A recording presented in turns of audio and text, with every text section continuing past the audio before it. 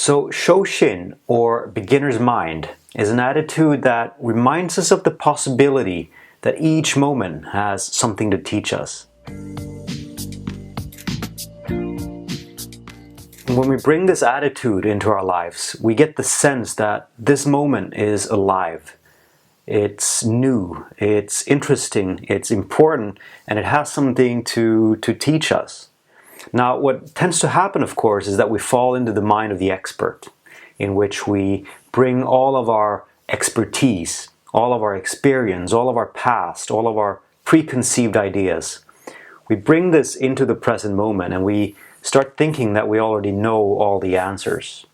We think we've seen it all before, and we actually stop looking for possibilities. Our creativity falls asleep, if you will, and we put our experience into familiar boxes. I've seen this before, I know this is that person belongs, that person behaves in this way, whatever it is, and then we fixate on those concepts rather than seeing the reality as it actually is.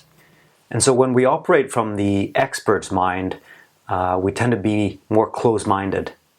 There are scientific research studies that show actually the correlation between the self-perception of expertise and close-minded cognition.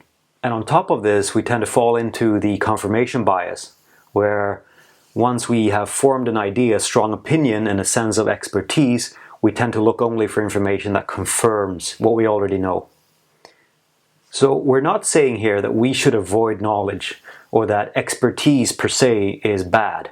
It's more about how we hold the knowledge. It's about the attitude. And I'm sure you have this experience already when something new opens up, that there's a renewed sense of curiosity, creativity, and interest that kind of pushes you to be receptive, to no longer be the expert.